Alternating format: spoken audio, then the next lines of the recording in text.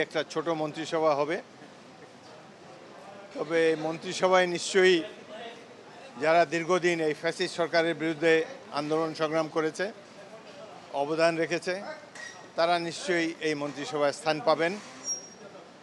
এবং মন্ত্রিসভায় আমরা আশা করি যে দুর্নীতি নিয়ে যাদের কোনো বদনাম নাই, এ ধরনের ব্যক্তিরাই মন্ত্রিসভায় স্থান পাবেন, যাদের দক্ষতা আছে, জনগণের মধ্যে জনপ্রিয়তা আছে এবং স্বাধীনতা সার্বভৌমত্ব অক্ষুণ্ণ রাখার ক্ষেত্রে যারা কখনোই কোনো আপোষ করে না, এই ধরনের ব্যক্তিরা মন্ত্রিসভায় থাকবেন বলে আমি আশা করছি। স্যার, জোটের সদস্যদের মন্ত্রিসভায় থাকার যারা নির্বাচিত হয়েছে সে বিষয়ে আসলে কোনো ধরনের আপনাদের ধারণার জায়গা আছে?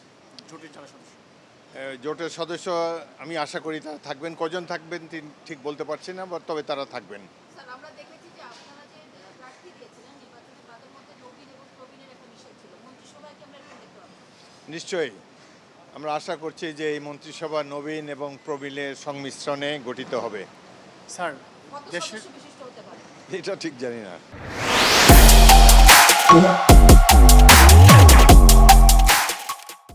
স্যার, দেশের যে অর্থনৈতিক অবস্থা বলা হচ্ছে চ্যালেঞ্জিং একটা সিচুয়েশন, হ্যাঁ। সেক্ষেত্রে নতুন যে সরকার গঠন হচ্ছে কালকে এবং আপনি সেই সরকারের অংশ, কি মনে হচ্ছে চ্যালেঞ্জ আসলে কোন জায়গাটা সবচেয়ে বেশি বড়? অর্থনীতিকে পুনরুদ্ধার করা, বাংলাদেশকে একটি সমৃদ্ধ রাষ্ট্রে পরিণত করা, এটাই হলো প্রধান চ্যালেঞ্জ। জনগণের দৈনন্দিন জীবনযাত্রার মান উন্নত করা সব সরকারের জন্য এটি একটা চ্যালেঞ্জ। আগামী সরকারের জন্য এটি একটি চ্যালেঞ্জ হবে। আরেকটি চ্যালেঞ্জ রয়েছে যে আইনশৃঙ্খলা পরিস্থিতির ঘোরতর অবনতি হয়েছে। গত 1.5 বছরে তেমন কোনো উন্নতি আমরা দেখিনি এই সেক্টরে। তো আইনশৃঙ্খলা পরিস্থিতিকে সঠিক মাত্রায় নিয়ে আসা, জনগণের প্রত্যাশার সাথে যাতে এর মিল থাকে সেই পর্যায়ে উন্নীত করাই এটা একটি বড় চ্যালেঞ্জ হবে। তারেক রহমান বিরোধী দলের নেতাদের বাসায় গিয়েছেন, আপনার কি মনে হচ্ছে এবার বিরোধী দলের নেতারা ভূমিকাটা কেমন রাখতে পারেন এই সংসদে?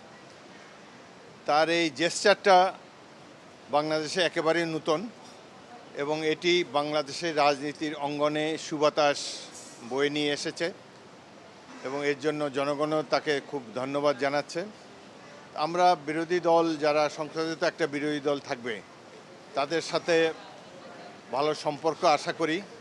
তারা সরকারের গঠনমূলক সমালোচনা করবেন এটাই আশা করি এবং জনগণকে বিপদে ফেলবেন না। কথায় কথায় রাজপথ অবরুদ্ধ করে জনগণকে, হাসপাতালে রোগীদেরকে কষ্ট দেবেন না বলে আশা করি। আরেকটি কথা দুঃখজনক যে আজকে আমরা এখনও শপথই নেই, আজকেও আন্দোলনের ডাক দেওয়া হচ্ছে। এটি বাংলাদেশের জন্য ভালো সাইন নয়। অপেক্ষা করতে হবে। আমি মনে করি বিরাট একটি বিরোধী দল। এই সংসদ আমার জন্যে 7ম সংসদ হবে। 7মবারের মতো আমার এলাকাবাসী আমাকে নির্বাচিত করেছে। অত্যন্ত সুষ্ঠু একটি নির্বাচন হয়েছে। এত সুষ্ঠু নির্বাচন আমি যে 10টি নির্বাচন করেছি এত সুষ্ঠু নির্বাচন দেখিনি। তো এখানে সরকারকে তো দায়িত্ব পালন করতে সচেষ্ট হতেই হবে, সাথে সাথে বিরোধী দলকেও বাংলাদেশের জনগণের সুখ দুঃখের কথা চিন্তা করে কর্মসূচি দেওয়া উচিত বলে আমি মনে করি। আমরা স্বাধীন সার্বভৌমত্ব বাংলাদেশ দেখতে চাই। বাইরের পৃথিবীতে আমাদের বন্ধু থাকবে, কোনো প্রভু থাকবে না। বাংলাদেশের স্বাধীনতা সার্বভৌমত্বের প্রশ্নে বিএনপি সরকার কখনোই কোনো ধরনের আপোষ করবে না। শেষ বিষয়, আপনি তো সাবেক ক্রীড়ামন্ত্রী হিসেবে দায়িত্ব পালন করেছেন। না, ক্রীড়ামন্ত্রী ছিলাম না কখনো। আমি পানি সম্পদ, বাণিজ্য, পাট এসব ছিলাম। এইবার হচ্ছে যে ক্রীড়া নিয়ে হচ্ছে যে বিএনপি সরকার একটা আলাদা পরিকল্পনা রয়েছে, সেটাকে আসলে কীভাবে দেখছেন এবং কীভাবে মূল্যায়ন করলে আসলে বাংলাদেশের সেই প্রকৃত খেলোয়াড়দের হওয়া সম্ভব হচ্ছে? ক্রীড়ার ক্ষেত্রে অনেক কিছু করার আছে বাংলাদেশের এবং ক্রীড়ার মান ক্রমশ নিম্নগামী। একজন সাবেক খেলোয়াড় হিসাবে এটি আমি মনে করি। সুতরাং সরকারের উচিত হবে ক্রীড়াকে আরও প্রসার করা, বিশেষ করে জেলা উপজেলা লেভেলে যাতে ক্রীড়া প্রতিযোগিতা হয় সেদিকে মনোনিবেশ করতে হবে। কেবলমাত্র স্টেডিয়াম বানালে হবে না, আমাদের খেলাটাকে আরও ছড়িয়ে দিতে হবে এবং স্কুল কলেজ থেকে প্রতিশ্রুতিশীল তরুণদেরকে বের করে এনে তাদেরকে প্রশিক্ষণ দিতে হবে। আমাদের মেয়েদের টিমও এখন ভালো খেলছে এবং সাম্প্রতিককালে এই যে এখন T20 ওয়ার্ল্ড কাপ চলছে, একে বাংলাদেশকে দুঃখজনকভাবে বাদ দেওয়া হয়েছে, বাংলাদেশের প্রতি অবিচার করা হয়েছে। ভবিষ্যতে এই ধরনের অবিচার যাতে কোনো আন্তর্জাতিক ক্রীড়া সংস্থা না করে সেই জন্য তাদের সকলের কাছে আবেদন রইল। বাংলাদেশের মানুষ অত্যন্ত ক্রীড়াপ্রেমী, তারা ভালো খেলা দেখতে চায় এবং আমাদের ক্রিকেট এবং ফুটবলে এখনও জনপ্রিয়তার কারণে তাদের অনেক ভবিষ্যৎ রয়েছে এবং সরকারের উচিত ক্রীড়াক্ষেত্রে বাজেট আরও বাড়িয়ে দিয়ে তাদেরকে জনগণকে ক্রীড়ানুরাগী করা, যাতে করে মাদকের কুফল থেকেও জনগণ অনেকটা রক্ষা পাবে যদি ক্রীড়াক্ষেত্রে সরকার আর আন্তরিকভাবে কর্মসূচি নেয়। স্যার, জুলাই সনদ বাস্তবায়ন নিয়ে অনেকই সন্দেহান আছে এখন। আপনার ধারণা কি? মানে এই সন্দেহটা কেন করছে না?